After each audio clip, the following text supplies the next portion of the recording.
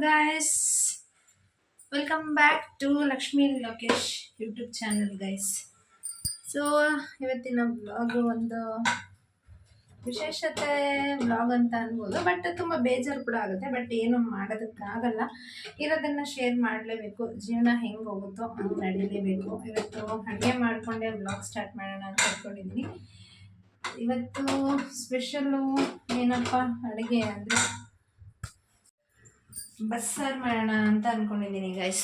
Actually ಯಾರೂ ಇಲ್ಲ ಮನೇಲಿ, ಇನ್ನು ಯಾರೂ ಬಂದಿಲ್ಲ. ಹೋದವರೆಲ್ಲ ಅಂದರೆ ಅಕ್ಕ ಅಮ್ಮ ಅವರೆಲ್ಲ ಊರಿಗೆ ಹೋಗಿದ್ದಾರೆ. ಅವ್ರು ಯಾರೂ ಬಂದಿಲ್ಲ, ಬಟ್ ಬರ್ತಾರ ಇಲ್ಲ ಸಂಜೆ ಅಷ್ಟರಲ್ಲಿ ಗೊತ್ತಿಲ್ಲ. ಏನು ತರಕಾರಿನೂ ಇಲ್ಲ ಗೈಸ್. ತರಕಾರಿ ಇದೆ, ಬಟ್ ತರಕಾರಿ ಸಾಂಬಾರು ಮಾಡಿ ಮಾಡಿ ಬೇಜಾರಾಗೋಗಿದೆ. ಸೊ ತರಕಾರಿ ಸಾಂಬಾರು ಬೇಡ ಅಂದ್ಕೊಂಡು ಸ್ಕಿಪ್ ಮಾಡ್ತಾಯಿದ್ದೀನಿ. ಈಗ ಆ್ಯಕ್ಚುಲಿ ಸಾಂಬಾರು ಬಸ್ಸಾರು ಮಾಡೋದಕ್ಕೆ ಏನು ಹಾಕಿದ್ದೀನಿ ನೋಡಿ. ಹಾಗೆ ನಾವು ಹೆಂಗೆ ಮಾಡ್ತೀವಿ ಅಂದರೆ ನೋಡಿ ತೋರಿಸ್ತೀನಿ. ಕುಕ್ಕರಲ್ಲಿ ಆ್ಯಕ್ಚುಲಿ ಸೊಪ್ಪಿರಲಿಲ್ಲ, ಹಾಗಾಗಿ ಬೇಳೆ ಮತ್ತು ಟೊಮೊಟೊ ಇದೆಲ್ಲ ಬೇಯಿಸ್ಕೊಂಡಿದ್ದೀನಿ ಅಲ್ಲಿ. ಸೊ ನೋಡಿ ಹತ್ತಿರದಿಂದ ತೋರಿಸ್ಬಿಡ್ತೀನಿ. ಈಗ ಅದನ್ನೆಲ್ಲ ಮಿಕ್ಸಿಗೆ ಹಾಕ್ಕೊಳ್ತೀವಿ. ನಾವು ಮಾಡೋದು ಯೂಶ್ವಲಿ ಬೇಳೆ ಮತ್ತು ಟೊಮೊಟೊ, ಸಾರಿ ಗೈಸ್, ಈರುಳ್ಳಿ ಹಾಕಲ್ಲ. ಈರುಳ್ಳಿ ಒಗ್ಗರಣೆಗೆ ಹಾಕೋಕ್ಕೆ, ಬಟ್ ಇಲ್ಲಿ ತೆಗ್ದಿಟ್ಕೊಂಡಾಗ ಒಂದೊಂದು ಸತಿ ಮಿಸ್ಸಾಗೆಲ್ಲ ಬಂದ್ಬಿಡುತ್ತೆ. ಸೊ ಬೆಳ್ಳುಳ್ಳಿ ಮತ್ತು ಹುಣಸೆ ಹಣ್ಣು, ಬೇಯಿಸಿಟ್ಕೊಂಡಿರೋಂಥ ಟೊಮೊಟೊ, ಹಸಿಮೆಣ್ಸಿನ್ಕಾಯಿ, ಸ್ವಲ್ಪ ಕಾಯಿ, ಕೊತ್ತಂಬರಿ ಸೊಪ್ಪು, ಜೀರಿಗೆ, ಮೆಣಸು ಇದೆಲ್ಲ ಹಾಕ್ಕೊಂಡು ಮಿಕ್ಸಿ ರುಬ್ಕೊಂಡ್ರೆ ಇನ್ನು ಬಸ್ಸಾರು ಖಾರ ರೆಡಿ ಆಗುತ್ತೆ. ಇನ್ನು ನಾವೇನು ಸಾಂಬಾರನ್ನ ಒಗ್ಗರಣೆ ಹಾಕ್ಕೊಳಲ್ಲ, ಹಂಗೆ ಡೈರೆಕ್ಟ್ ಕುದಿಸ್ಕೊತೀವಿ ಅಷ್ಟೇ. ಕಾಳು ಮಾತ್ರ ಒಗ್ಗರಣೆ ಹಾಕೋತೀನಿ. ಸೊ ನಮ್ಮ ಮನೇಲಿ ಹಾಗೂ ಬಸ್ಸಾರು ಈ ಥರ ನಡೆಯುತ್ತೆ. ಸೊ ಏನೇನು ಹಾಕ್ಕೊತೀನಿ ಅನ್ನೋದನ್ನು ಕೂಡ ಶೇರ್ ಮಾಡ್ಕೊತೀನಿ. ಇವತ್ತು ಅಡುಗೆ ಮಾಡಿಕೊಂಡೆ ವ್ಲಾಗ್ ಸ್ಟಾರ್ಟ್ ಮಾಡ್ತಾಯಿದ್ದೀನಿ. ಸೊ ಏನಪ್ಪ ಇವತ್ತಿನ ವ್ಲಾಗಲ್ಲಿ ಹೇಳೋದು ಅಂದರೆ ಗೈಸ್, ತುಂಬ ಜನ ಮಾಡೋ ಮಿಸ್ಟೇಕ್ ಏನಂದರೆ ಮಕ್ಕಳ ಮೇಲೆ ಹೋಪ್ ಇಟ್ಕೊಳ್ಳಿ, ಬಟ್ ಏನಂತಾರೆ ನಂಬಿಕೆ ಇಟ್ಕೊಳ್ಳಿ, ಅತಿಯಾದ ನಂಬಿಕೆ ಬೇಡ. ಅಂದರೆ ನಾನು ಕೆಟ್ಟ ದೃಷ್ಟಿಲಿ ಹೇಳ್ತಾ ಇಲ್ಲ ಗೈಸ್. ಯಾಕೆ ಈ ಥರ ಹೇಳ್ತಾ ಇದ್ದೀನಿ ಅಂತ ಅಂದರೆ, ನಾವು ಏನೇನೋ ಕನಸು ಕಂಡುಬಿಟ್ಟಿರ್ತೀವಿ ಮಕ್ಕಳ ಮೇಲೆ. ಆ ಕನಸು ಸುಳ್ಳಾದಾಗ ಅಥವಾ ಕನಸು ನಿರಾಸೆ ಆದಾಗ, ನಾವು ಇಟ್ಕೊಂಡಿದ್ದ ಆಸೆ ಈಡೇರಿಸಿಲ್ಲ ಅಂದಾಗ ಆಗೋ ನೋವು ಆ ಪೇರೆಂಟ್ಸ್ಗಳಿಗೆ ಮಾತ್ರ ಗೊತ್ತಿರುತ್ತೆ. ಬಟ್ ಇದರಲ್ಲಿ ಅವ್ರದ್ದು ತಪ್ಪು ಅಂತಲೂ ನನಗೆ ಹೇಳೋಕ್ಕಾಗ್ತಾಯಿಲ್ಲ. ಆ್ಯಸ್ ಎ ಪೇರೆಂಟ್ ನಾನು ಹೇಳ್ತಾ ಇರೋದು. ಬಟ್ ಒಂದೊಂದು ಸಲ ತಪ್ಪು ಅಂತಲೂ ಅನಿಸುತ್ತೆ, ಒಂದು ಸಲ ತಪ್ಪಲ್ಲ ಅಂತಲೂ ಅನಿಸುತ್ತೆ. ನಿಮಗೆ ಹೆಂಗೆ ಅನಿಸುತ್ತೆ ಏನು ಅನ್ನೋದನ್ನು ಹೇಳಿ. ಇನ್ನು ಆಗಲೇ ಹೇಳಿದೆ ಬಸ್ಸಾರು ಮಾಡ್ಕೊಂಡು ಅಡುಗೆ ಮಾಡ್ತೀನಿ ಅಂತ. ಬಸ್ಸಾರಿಗೆ ಆ್ಯಕ್ಚುಲಿ ಎಲ್ಲ ಹಾಕ್ಕೊಂಡಿದ್ದೀನಿ. ಏನೇನು ಹಾಕ್ಕೊಂಡಿದ್ದೀನಿ ಅಂತ ತೋರಿಸ್ಬಿಡ್ತೀನಿ ನೋಡಿ. ನೋಡ್ತಿರ್ಬೋದು, ಸ್ವಲ್ಪ ಕಾಯಿ, ಜೀರಿಗೆ, ಮೆಣಸು, ಹುಣಸೆ ಹಣ್ಣು, ಬೇಯಿಸಿಟ್ಕೊಂಡಿರೋಂಥ ಕಾಳು, ಟೊಮೆಟೊ, ಕೊತ್ತಂಬರಿ ಸೊಪ್ಪು, ಹಸಿಮೆಣ್ಸಿನ್ಕಾಯಿ ಇದೆಲ್ಲ ಹಾಕ್ಕೊಂಡು ಒಂದು ಸ್ವಲ್ಪ ತರಿ ಪೇಸ್ಟ್ ಮಾಡ್ಕೊತೀನಿ. ಫುಲ್ಲು ನುಣ್ಣಗೂ ಕೂಡ ನಾನು ರುಬ್ಕೊಳಲ್ಲ ಗೈಸ್. ಯಾಕೆ ಅಂದರೆ ನನಗೆ ಅದೇನೋ ಗೊತ್ತಿಲ್ಲ, ಜಾಸ್ತಿ ಕೆಲವರು ಫುಲ್ ಪೇನ್ ಪೇಸ್ಟ್ ಮಾಡ್ಕೊಳ್ಳಿ ಅಂತ ಹೇಳ್ತಾರೆ, ಅಂದರೆ ಪೂರ್ತಿ ನುಣ್ಣಗೆ ರುಬ್ಕೊಬಿಡ್ಬೇಕು ಅಂತ. ಬಟ್ ಅದು ನನಗೆ ಸೆಟ್ ಆಗಲ್ಲ. ನನಗೆ ಈ ಬಸ್ಸಾರು ಮತ್ತು ಈ ಮಟನ್ ಸಾಂಬಾರು ಈ ಥರ ಎಲ್ಲ ಮಾಡಿದಾಗ ಸ್ವಲ್ಪ ತರಿಯಾಗಿದ್ರೇ ಟೇಸ್ಟ್ ತುಂಬ ಚೆನ್ನಾಗಿ ಬರುತ್ತೆ. ಬೇಕಾದರೆ ಟ್ರೈ ಮಾಡಿ. ಆಲ್ಮೋಸ್ಟ್ ಈ ಹಳ್ಳಿ ಕಡೆ ಮಾಡೋರಿಗೆ ಗೊತ್ತೇ ಇರುತ್ತೆ. ಫುಲ್ಲು ಆ ಥರ ನುಣ್ಣಗೆ ಯಾರೂ ರುಬ್ಕೊಳೋದಕ್ಕೆ ಹೋಗಲ್ಲ. ಸೊ ಬನ್ನಿ, ಒಂದು ಸ್ವಲ್ಪ ಅದರ ಮಿಕ್ಸಿ ರುಬ್ಕೊಂಡ್ಬಿಟ್ರೆ ಅದ್ರ ಪಾಡಿಗೆ ಅದು ಕೆಲಸ ಆಗ್ತಾ ಇರುತ್ತೆ. ಸೊ ಇವತ್ತಿನ ವ್ಲಾಗು ಕೂಡ ಹಂಗೆ ಸ್ಟಾರ್ಟ್ ಮಾಡೋಣ. ಇನ್ನು ನಾನು ಯಾವಾಗಲೂ ವೀಡಿಯೋಸ್ ಫುಲ್ ಕಂಟಿನ್ಯೂಸ್ ಆಗಿ ಮಾಡಬೇಕು ಅಂತ ಅಂದ್ಕೊಂಡಾಗಲೇ ಋತ್ವಿಕ್ ಎದ್ಬಿಡ್ತಾನೆ. ಇನ್ನು ಮಿಕ್ಸಿಗೆ ರುಬ್ಬೋಣ ಅನ್ನೋಷ್ಟರಲ್ಲಿ ಅವನು ಕೂಡ ಅಳ್ತಾ ಇದ್ದ. ಸೊ ಹಾಗಾಗಿ ಅವನ್ನ ಸಮಾಧಾನ ಮಾಡೋಕ್ಕೆ ಅಭಿ ಎತ್ಕೊಂಡ್ಲು. ಇನ್ನು ಅಭಿ ಎತ್ಕೊಳೋ ಅಷ್ಟರಲ್ಲಿ ನಾನು ಸ್ವಲ್ಪ ಮಿಕ್ಸಿಗೆ ರುಬ್ಕೊಂಬೇಡೋಣ ಅಂತ ಹೇಳಿ ರುಬ್ಕೊಳ್ತಾ ಇದ್ದೆ. ನನಗೆ ಎಲ್ಲಿ ಮಿಕ್ಸಿ ರುಬ್ಬೇಕಾದ್ರೆ ಪ್ರತಿ ಸಲಿನೂ ಭಯ ಆಗೋದೇನಪ್ಪ ಅಂದರೆ ಎಲ್ಲಿ ಅದು ಹಾರ್ಬಿಡುತ್ತೋ ಅನ್ನೋ ಭಯ. ಯಾಕೆಂದರೆ ಅದು ಒಂದು 2-3 ಸಲ ಆಗಿದೆ ನನಗೆ. ಸೊ ಹಾಗಾಗಿ ಅದೇ ಟೆನ್ಷನಲ್ಲಿ ಇರ್ತೀನಿ. ಇನ್ನು ನಾನು ರುಬ್ಕೊಳೋ ಅಷ್ಟರಲ್ಲಿ ನನ್ನ ಮಗನೂ ಕೂಡ ಎದ್ದೇ ಬಿಟ್ಟ. ನಾನು ಮಿಕ್ಸಿ ರುಬ್ಬೋ ಸೌಂಡಿಗೆ ಎದ್ಬಿಟ್ಟಿದ್ದಾನೆ ಅಲ್ಲನಾ. ಅಮ್ಮ ಪೀಚ್ ಅನ್ನೋದು ಬೇರೆ ಕಲ್ತ್ಕೊಂಡ್ಬಿಟ್ಟು ಎತ್ಕೋ ನಾಚಿಕೆ ಆಗೋಯ್ತು. ಇನ್ನು ನಾನು ಆಗಲೇ ಹೇಳ್ದಂಗೆ ತರಿ ಹೆಂಗೆ ರುಬ್ಕೊಂಡೆ ಅನ್ನೋದನ್ನು ತೋರಿಸ್ತೀನಿ ನೋಡಿ. ಫುಲ್ಲು ನುಣ್ಣಗೂ ಅಲ್ಲ, ಫುಲ್ಲು ಈ ಥರನೂ ಅಲ್ಲ. ಸೊ ಇಷ್ಟರ ಮಟ್ಟಿಗೆ ರುಬ್ಕೊಂಡ್ರೆ ಸಾಕು. ಫುಲ್ ಪೇನ್ ಪೇಸ್ಟ್ ಏನು ಮಾಡ್ಕೊಳಲ್ಲ ಗೈಸ್. ಇನ್ನು ಇದನ್ನು ಬೇಯಕ್ಕೆ ಇಟ್ಕೋತೀನಿ ಅಷ್ಟೇ. ಇದನ್ನು ಬೇಯಕ್ಕೆ ಇಟ್ಕೊಂಡ್ಬಿಟ್ರೆ ಕಾಳು ಒಂದು ಕಡೆ ಒಗ್ಗರಣೆಗೆ ಹಾಕೊಳೋದಷ್ಟೇ. ಬಸ್ಸಾರು ಕತೆ ಮುಗಿಯುತ್ತೆ. ಸೊ ಬನ್ನಿ ಗೈಸ್, ಈಗ ಆ್ಯಕ್ಚುಲಿ ಅನ್ನಕ್ಕೆ ಇಟ್ಟು ಬಂದಿದ್ದೀನಿ. ಇನ್ನೇನು ಕುಕ್ಕರ್ಗೆ ಹೋಗೋ ಟೈಮು. ಪಾಪು ಎದ್ದುಬಿಟ್ರಂತೂ ನಮಗೆ ನಿಜವಾಗ್ಲೂ ಏನೇನೂ ಕೆಲಸ ಮಾಡೋದಕ್ಕಾಗಲ್ಲ. ಅವನೊಂಥರ ಅಂದರೆ ತಕ್ಷಣ ಎದ್ದಾಗ ಅವನ್ನ ಸಮಾಧಾನ ಮಾಡೋದೇ ಒಂದು ಸ್ವಲ್ಪ ರಿಸ್ಕ್ ಆಗುತ್ತೆ. ಸೊ ಹಾಗಾಗಿ ವಿಡಿಯೋ ಫುಲ್ಲು ಕಂಟಿನ್ಯೂ ಮಾಡೋಕ್ಕಾಗಲಿಲ್ಲ. ಇನ್ನು ನಾನು ಇವತ್ತಾಗಲೇ ಹೇಳ್ದಂಗೆ ಮಕ್ಕಳನ್ನ ನಂಬಿ ಬಟ್ ಓವರ್ ಕಾನ್ಫಿಡೆಂಟ್ ಬೇಡ ಮಕ್ಕಳ ಮೇಲೆ ಅಂತ ಯಾಕೆ ಹೇಳಿದೆ ಅನ್ನೋದನ್ನು ಹೇಳ್ಬಿಡ್ತೀನಿ ಗೈಸ್ ಇವತ್ತು. ಸೊ ಯಾಕೆ ಅದು ಹೇಳಿದೆ ಅಂತ ಹೇಳಿದ್ರೆ, ಈಗ ನಿಮಗೆ 2-3 ದಿವಸದಿಂದ ಗೊತ್ತಾಗ್ತಿರ್ಬೋದು, ಇನ್ಸ್ಟಾಗ್ರಾಮಲ್ಲಿ ಮತ್ತು ಫೇಸ್ಬುಕ್ಕಲ್ಲೆಲ್ಲ ಫುಲ್ಲು ಕೂಡ ಟ್ರೆಂಡಿಂಗಲ್ಲಿ ನಡೀತಾನೆ ಇದೆ. ಬಟ್ ಅದು ಟ್ರೆಂಡ್ ಅಂತಲ್ಲ, ಬಟ್ ಅದನ್ನು ತುಂಬ ಜನಕ್ಕೆ ಶೇರ್ ಮಾಡ್ತಾ ಇದ್ದಾರೆ. ಆಲ್ಮೋಸ್ಟ್ ನೀವು ಎಲ್ಲರೂ ಕೂಡ ನೋಡಿರ್ತೀರ. CET ಎಕ್ಸಾಮ್ ಆಗಿರ್ಬೋದು ಅಥವಾ ನೆಟ್ ಎಕ್ಸಾಮ್ ಆಗಿರ್ಬೋದು, ಬರೀತಿರೋ ಮಕ್ಕಳ ಮೇಲೆ ಪ್ರೆಷರ್ ಕೊಡಬೇಡಿ. ಸೊ ಗೊತ್ತು ನಾವು ಹೇಳಿದಷ್ಟು ಸುಲಭ ಅಲ್ಲ ಅದು ಅಂತ. ಬಟ್ ಈವನ್ ನಾವು ಕೂಡ ನಮ್ಮ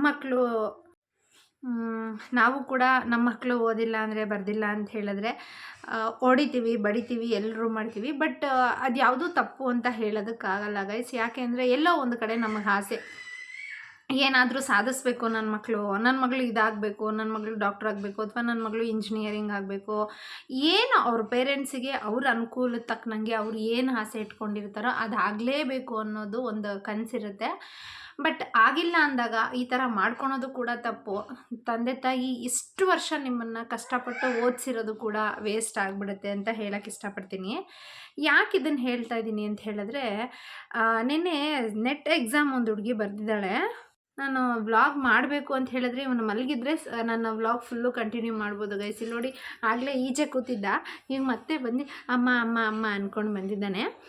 ಸೊ ನಿನ್ನೆ ಆ ಹುಡುಗಿ ಎಕ್ಸಾಮ್ ಬರೆದಿದ್ದಾಳೆ. ಬಟ್ ಅದು ಅವ್ಳಿಗೆ ರಿಸಲ್ಟ್ ಸಿಕ್ಕಿದೆಯಾ ಅಥವಾ ಅವಳಿಗೆ ಸೀಟ್ ಅನೌನ್ಸ್ಮೆಂಟ್ ಆಗಿದೆಯಾ ಅಂತ ಏನು ಅಂತನ್ನೋದೇ ಇನ್ನೂ ಸ್ಪಷ್ಟವಾಗಿ ಬಂದಿಲ್ಲ. ಬಟ್ ಇನ್ನೂ ಒಂದು ಚಾನ್ಸ್ ಇತ್ತು ಅಂತ ಹೇಳ್ತಾ ಇದ್ದಾರೆ. ಆ ಹುಡುಗಿ ಇವತ್ತಿಲ್ಲ, ಸುಮ್ಮನೆ ಮಗನೇ ಕೂಚಲ್ಲಿ.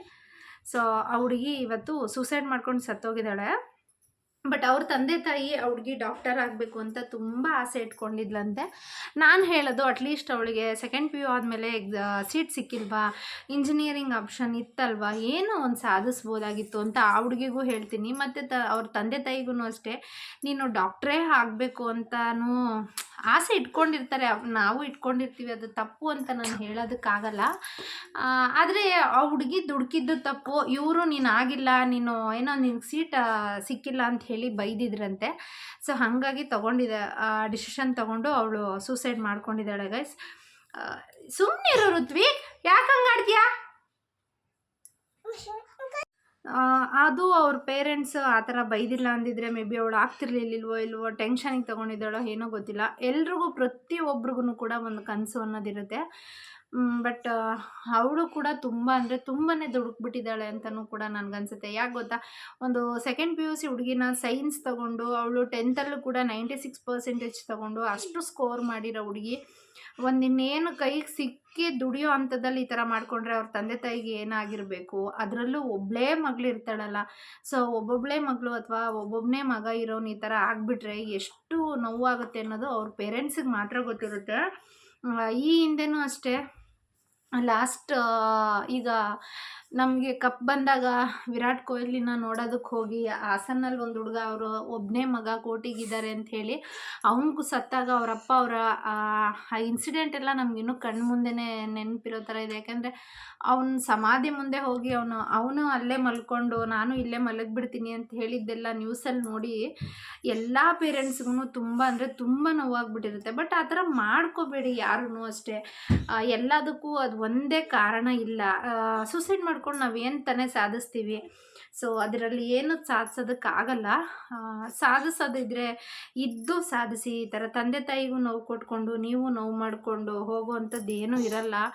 ಅವ್ರ ಅಪ್ಪ ಅಮ್ಮ ಏನು ಅಂದಿದ್ದಾರೋ ಅಥವಾ ಆ ಹುಡುಗಿಗೆ ಏನು ತಲೆಯಲ್ಲಿತ್ತೋ ಗೊತ್ತಿಲ್ಲ, ಏನು ಸಿಕ್ತು ಇವಾಗ ನಿಮಗೆ, ಏನೂ ಸಿಗಲಿಲ್ಲ. ಓದಿಸಿದ್ದವ್ರಿಗೂ ನೀವು ಪ್ರತಿಫಲ ಕೊಡಲಿಲ್ಲ, ಅಥವಾ ನಿಮಗೆ ಏನು ಮಾಡಿಸಿದ್ದು, ನಿಮಗೆ ಒಂದು ಸ್ಟೂಡೆಂಟ್ಸ್ ಆಗಿ ಲೆಕ್ಚರರ್ ನಿಮ್ಗೆ ಏನಾದರೂ ಒಂದು ಗೈಡ್ ಮಾಡಿದ್ದು ಯಾವುದಕ್ಕೂ ಕೂಡ ಏನೂ ಪರಿಹಾರ ಸಿಕ್ಕಲಿಲ್ಲ ಅಂತ ಅನ್ನಿಸ್ಬಿಡ್ತು. ಸೊ ನಾನು ಅದಕ್ಕೆ ಹೇಳಿದ್ದು, ಮಕ್ಳ ಮೇಲೆ ಕಾನ್ಫಿಡೆಂಟ್ ಇಟ್ಕೊಳ್ಳಿ, ಓವರ್ ಕಾನ್ಫಿಡೆಂಟ್ ಇಟ್ಕೋಬೇಡಿ. ಅವ್ರ ಹಣೆ ಬರದಲ್ಲಿ ಮಾಡಿಸ್ಬೇಕು, ನಾವು ಮಾಡೇ ಮಾಡ್ತಾರೆ ಅಂದರೆ ಖಂಡಿತ ಅವ್ರು ಆಗ್ತಾರೆ. ಆಗಲ್ಲ ಅನ್ನೋರ ಹತ್ರ ಏನೂ ಮಾಡೋಕ್ಕಾಗಲ್ಲ. ಬಟ್ ನಮ್ಗೆ ಎಲ್ರಿಗೂ ಆಸೆ ಇರುತ್ತೆ, ಬಟ್ ಆಗಲ್ಲ ಅಂದಾಗ ದಯವಿಟ್ಟು ಮಕ್ಳಿಗೂ ಒತ್ತಡ ಕೊಡಬೇಡಿ. ಮಕ್ಕಳು ನೀವು ಅಷ್ಟೇ, ಪೇರೆಂಟ್ಸ್ಗೂ ಕೂಡ ಆ ಥರ ಮಾಡೋಕ್ಕೆ ಹೋಗಬೇಡಿ. ನಾ ಹೇಳಿದ್ದು ಏನೋ ಸರಿನೋ ತಪ್ಪ ಅಂತ ಕಮೆಂಟಲ್ಲಿ ತಿಳಿಸಿ. ದುಡುಕಿ ಈಗ ನಾವೇ ದುಡುಕ್ಬಿಟ್ಟು ಕುಯ್ಕೊಂಡು ಆಮೇಲೆ ಹೊಲ್ಕೋತೀವಿ ಅಂತ ಹೇಳಿದ್ರೆ ಅದನ್ನು ನಾವೇ ತಿನ್ನಬೇಕು. ಸೊ ನೀವು ಇವಾಗ ಅದೇ ಥರ ಮಾಡಿದ್ದು. ತಂದೆ ತಾಯಿಗೆ ಮಗಳು ಇಲ್ದಂಗೆ ಮಾಡಿದ್ರಿ. ಅವ್ರು ಇಷ್ಟು ವರ್ಷ ಕಷ್ಟಪಟ್ಟು ಒಂದೊಂದು ರೂಪಾಯಿನ ಸೇವ್ ಮಾಡಿ ನಿನ್ನ ಓದಿಸಿದ್ದಕ್ಕೆ ನಿನ್ನೆ ದುಡ್ದು ಕೊಡ್ತೀಯ ಅಂತ ಆಸೆಯಲ್ಲಿರ್ತಾರೋ, ಅಥವಾ ನಿನ್ನ ಮದುವೆಗೆ ಏನೋ ಒಂದು ಅಂದ್ಕೊಂಡಿರ್ತಾರೆ, ಅದನ್ನು ನಿರಾಸೆ ಮಾಡಿದ್ದೀರಾ ಅಂತ ಹೇಳೋಕ್ಕೆ ಇಷ್ಟಪಡ್ತೀನಿ. ಸೊ ಹಾಗಾಗಿ ನಾನು ಹೇಳಿದ್ದಷ್ಟೇ, ಯಾರೂ ಮಕ್ಳ ಮೇಲೆ ಕಾನ್ಫಿಡೆಂಟ್ ಇಟ್ಕೊಳ್ಳಿ, ಓವರ್ ಕಾನ್ಫಿಡೆಂಟ್ ಇಟ್ಕೋಬೇಡಿ ಅಂತ ಹೇಳಿ. ಅದು ಬಿಟ್ಟರೆ ಬೇರೆ ಇನ್ಯಾವುದೇ ಕಾನ್ಫಿಡೆಂಟ್ ಇಲ್ಲ. ಎಷ್ಟೋ ಜನಕ್ಕೆ ಮಕ್ಕಳೇ ಇಲ್ಲ ಅಂತ ಹೇಳ್ತಾರೆ. ಕೆಲವ್ರಿಗೆ ಮಕ್ಕಳಿದ್ದು ಈ ಥರ ಮಾಡ್ತಾರೆ. ಇನ್ನು ಕೆಲವ್ರಿಗೆ ಮಕ್ಕಳೆಲ್ಲ ಇದ್ದು ಇನ್ನೇನು ಕೈಗೆ ಸಿಗೋ ಟೈಮಲ್ಲಿ ಈ ಥರ ಆಗ್ತಾರೆ. ನೋಡಿ, ನಾನು ಎಲ್ಲೆಲ್ಲಿ ಹೋಗ್ತೀನೋ ಅಲ್ಲಲ್ಲಿ ಈ ಥರ ಪಿಳ್ಳೆಗಳು. ಇವಳೊಂದು ಪಿಳ್ಳೆ, ಇವಳು ನೋಡಿ, ಇವನೊಂದು ಪಿಳ್ಳೆ, ಇವನಂತೂ ಮಮ್ಮಿ ಅಕ್ಕ ಅಂತಾರೆ. ಅದು ಕೊತ್ತಂಬರಿ ಸೊಪ್ಪು ಎತ್ತಿಡು. ಇನ್ನೇನೀಗ ಕುಕ್ಕರಲ್ಲಿ ಆಲ್ರೆಡಿ ಅನ್ನಕ್ಕೆ ಇಟ್ಟಿದ್ದೀನಿ. ಬಸ್ಸಾರಂತೂ ಮಾಡಿ ರೆಡಿ ಆಗಿದೆ. ಪಲ್ಯನೂ ಆ್ಯಕ್ಚುಲಿ ಕಾಳು ಒಗ್ಗರಣೆ ಹಾಕಿ ನಾನು ಫುಲ್ಲು ಕಂಟಿನ್ಯೂ ಮಾಡೋಕ್ಕಾಗಿಲ್ಲ ಗೈಸ್, ನೋಡ್ತಿರ್ಬೋದು. ಸೊ ಇದ್ರಲ್ಲಿ ಕಾಳು ಒಗ್ಗರಣೆ ಹಾಕಿಟ್ಟಿದ್ದೀನಿ. ಇನ್ನು ಇಲ್ಲಿ ಸಾಂಬಾರು ರೆಡಿ ಇಟ್ಟಿದ್ದೀನಿ. ಇಲ್ಲ ಆ್ಯಕ್ಚುಲಿ ಅನ್ನಕ್ಕೆ ಇಟ್ಟಿದ್ದೀನಿ. ಕಂಪ್ಲೀಟಾಗಿ ಪಾತ್ರೆನೂ ಕೂಡ ಎಲ್ಲ ತೊಳೆದು ಎತ್ತಿಟ್ಟಿದ್ದೀನಿ. ಹಾಂ, ಪೀಚ್ ಎತ್ಕೊ. ನೀನು ಹಂಗೆ ಅಂದ್ಬಿಟ್ರೆ ನಾನು ಎತ್ಕೊಬಿಡ್ಬೇಕಾ? ಹಾಂ, ನೋಡಿ ಗೈಸ್, ಇಷ್ಟೊಂದೆಲ್ಲ ಮುದ್ದಾಗಿ ಮಾತಾಡಿರೋದು. ಕವರ್ ಯಾವುದಾದ್ರೂ ಒಂದರಲ್ಲಿಡೋ. ಮಕ್ಕಳನ್ನ ಅವರು ಪ್ರತಿಯೊಂದು ಮಾತಾಗಿರ್ಬೋದು, ಒಂಥರ ಪ್ರತಿಯೊಂದು ಮೂಮೆಂಟ್ಸ್ ಆಗಿರ್ಬೋದು, ಪ್ರತಿಯೊಂದನ್ನು ಎಂಜಾಯ್ ಮಾಡಿರ್ತೀವಿ.